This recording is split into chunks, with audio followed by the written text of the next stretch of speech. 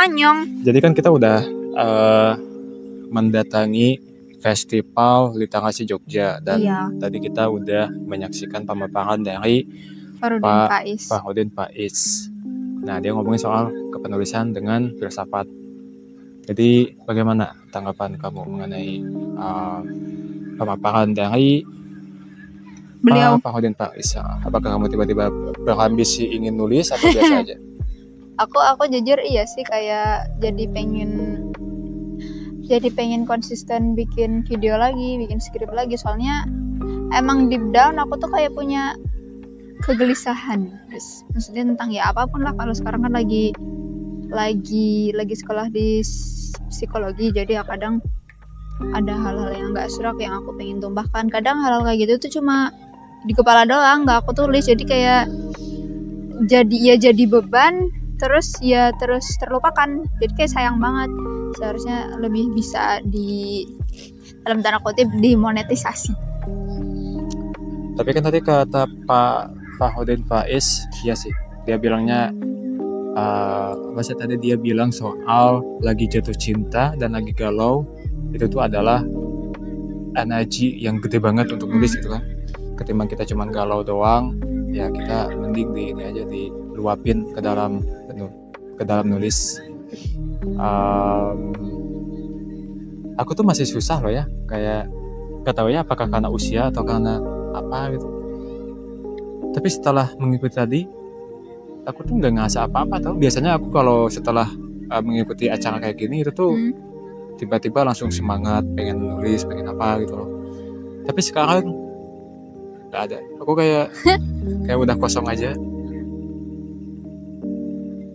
Aku ada curiga karena itu tuh sekarang dijadiin beban gitu loh. Soalnya yang aku lihat ya, itu jadi beban karena ya itu jadi ya enjoymentnya udah nggak ada di situ lagi. Jadi semua kayak jadi terpaksa kayak gitu. Jadi udah nggak bisa loss gitu loh. Iya. Yang disayangkan. Tapi tadi kata dia juga bagus kan, dia tuh bilang bahwa kalau misalkan kita nulis dalam konteks aku ya yang bikin video gitu loh, aku nulis, aku bikin video, aku tuh mesti masa bodoh gitu loh. Yang penting nulis aja dulu, yang penting bikin video aja dulu gitu loh. Gak usah mikirin apakah penonton atau pembaca tuh bakal suka atau enggak, gak usah mikirin like-nya kayak gimana, gak usah mikirin hate comment, pembenci itu kayak gimana. Aku bisa sih kayak gitu ya, kayak masa bodoh gitu. Kayak misalkan kata Pak Fahrudin juga, kalau misalkan nggak suka ya diblok aja komentatornya. Tapi apa ya yang menghambat aku untuk tidak nulis atau beberapa konten tidak aku upload, itu bukan itu loh.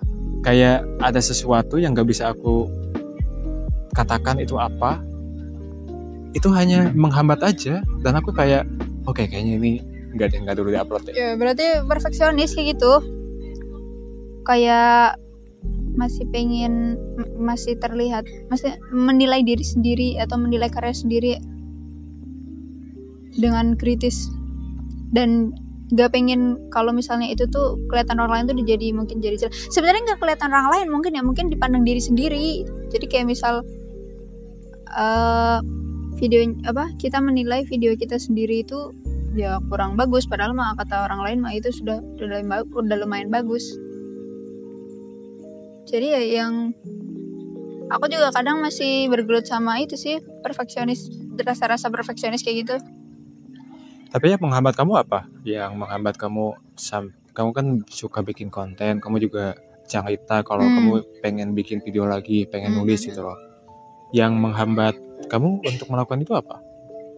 Ya salah utamanya males ya, kadang-kadang udah mood terus kayak aduh ntar dulu lah. Dan kedua ini sih environmentnya. Aku kepo. Sekarang aku kan udah lebih dimudahkan untuk bikin video, tinggal rekaman itu. Daripada dulu pas masih di univ yang sebelumnya tuh aku harus keluar panas-panasan, harus pakai kerudung seragam, terus bawa laptop, terus ngeset kamera, terus ini dan lain sebagainya di ruang kelas yang ya aku kesana jalan gitu loh. Itu hanya untuk untuk merekam merekam video. Ya, itu tuh lebih valuable, kayak aku lebih semangat di situ daripada ketika aku sudah dimudahkan gitu. Yeah. Aku jadi merasa kayak dalam konteks teknologi keseluruhan, semakin kita dimudahkan itu semakin kita ya nggak bisa ngikutin kayak gitu. Aku jadi mikir kayak ya kita tuh emang belum siap untuk belum siap untuk beradaptasi secepat itu gitu loh. Makanya bukannya memudahkan tapi malah dalam tanda kutip menyiksa gitu, merugikan. Tadi Pak Hudin Faiz juga ngomong kan, ulama zaman dulu yang padahal itu tuh nggak ada kemudahan, yang nggak ada laptop, nggak ada komputer, nggak ada mesin tik. Mereka tuh nulis tuh pakai tinta gitu loh. Tapi ulama itu mampu menulis 600 lebih kitab di masa hidupnya yang cuma 61 tahun. Tetapi zaman sekarang kita tuh sebetulnya udah lebih dimudahkan ya. Kita nggak perlu nulis pakai tinta, kita bisa pakai laptop. Mesin tik juga udah tinggalin, dan kita juga ada ChatGPT. Tapi masalahnya itu loh, justru kemudahan teknologi itu justru semakin kita manja, merugikan kita, semakin kita manja, dan kita nggak se-effort yang dulu gitu loh. Nah, kamu tahu nggak sih kalau ya aku jarang cerita sama teman-teman ya, kalau misalkan aku baca buku itu tuh ada salah satu tips ya. Kan kita kalau kita baca buku, kita tuh suka bingung gitu loh, maksudnya apa gitu. Kalau apalagi baca buku filsafat ya, banyak banget hal yang bikin bingung gitu. Tapi itu ada tips dari aku ya. Jadi teman-teman tuh cuman kayak copy paste dari kalimat, cuma satu kalimat aja yang nggak diketahui, yang dibingungin, paste ke ChatGPT. ChatGPT tuh bisa enak loh ngasih tahu ini maksudnya gini loh, maksudnya gini loh. Itu padahal semudah ini loh kita tuh untuk hidup di zaman ini. Tapi kenapa ya saking makin banyak kemudahan kita membuat kita makin malas tahu. Iya, kenapa ya? Aku juga kepo sih. Kamu kan juga kamu juga merasakan bahwa ketika kamu masih kuliah di universitas kamu yang dulu, itu kan susah banget untuk bikin video untuk apa. Tapi kamu mau banget gitu loh untuk bikin video. Nah, sekarang ketika kamu kuliah di katakanlah ada waktu senggang untuk bikin video, itu malah enggak. Dan aku juga merasakan itu ketika misalkan aku bekerja, aku bilang ketika aku libur aku mau bikin video, aku mau nulis. Tapi setelah liburan ya enggak bikin apa-apa. Jadi manusia itu serba salah sih. Ini tuh semakin banyak kemudahan, semakin banyak pilihan, semakin besar freedom yang kita punya itu malahan justru ya menyiksa kita. Ini juga tahu nyangkut atau berhubungan sama orang ateis sama orang yang beragama. Orang ateis atau orang yang bebas ya, dalam tanda kutip ya, sebenarnya mereka justru menemukan misery yang lebih besar menurut aku ya. Jadi kebebasan itu adalah kutukan. Tapi kan ya ateisme tuh in some sense dia tuh adalah kebebasan gitu ya. Dia lepas dari dogma gitu loh. Tetapi justru kebebasan itu malah dia makin ya, makanya benar lah teman-teman, akidah. Akidah tuh apa sih artinya? Akidah tuh tali kan? Iya, mengikat kan? Ikatan. Kayak domba kalau ditaliin, dia tuh tak arah gitu, mau kemana mau gimana. Tapi domba ketika dilepas talinya, ya dia kayak malah makin kacau. Tadi kan kita udah ngomongin soal kebebasan ya, dan bagaimana kebebasan tuh justru adalah kutukan buat kita gitu loh. Kamu pernah bayangin ini nggak? Bagaimana kalau misalkan kita insya Allah ya setelah mati kita masuk surga. Anjir ya. Kita masuk surga. Dan di surga kita kan katanya bebas mau apapun, mau minta apapun, mau melakukan apapun. And it happens for eternity gitu. Nggak bisa kita nggak ada waktu. Jadi gini ya, aku tuh yakin bahwa hal yang membuat bermakna itu tuh karena ada batasan. Kita terbatas gitu loh. Tetapi ketika batasannya dilepas, itu tuh kayak terkutuk. Aku pernah mau bikin video kan, mengapa aku takut sama neraka. Tapi aku juga takut sama Sama surga. Karena yang aku takutkan tuh adalah eternity. Iya. Kekekalan. Tapi kalau di dua-duanya antara surga sama neraka tuh ada siksaannya masing-masing ya. Kalau di surga tuh kebosanan sebagai siksaan, kalau di neraka itu ya kayaknya ini masih biologis kayak gitu loh. Iya. Tapi gimana coba? Gak ada yang mending sih jelas, tapi kayak mending di surga sih.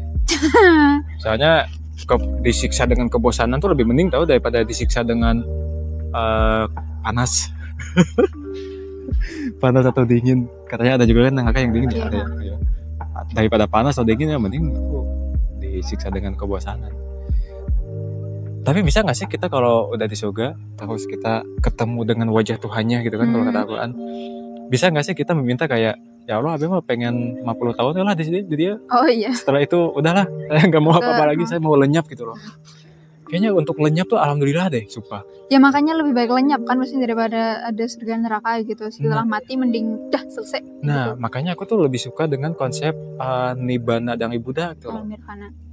Jadi Buddha tuh kan kayak, ya kalau misalkan kita masuk ke Nibbana itu ya kita udah melepas semua will atau keinginan, kita udah lepas dari samsara, kita tuh lenyap gitu kan. Nibbana tuh, ya saya paham aku ya, Nibbana tuh aku pernah nanya sama teman Buddhis dan dia pernah bilang kayak Nibbana tuh adalah api, ketika dia tiup dia kemana gitu, itu kan lenyap ya.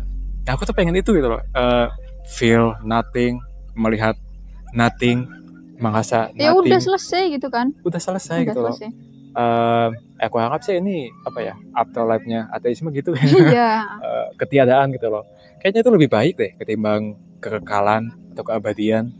Apa coba yang kita inginkan? Misalkan aku pengen ketemu sama orang-orang yang meninggal yang aku kasihi gitu loh.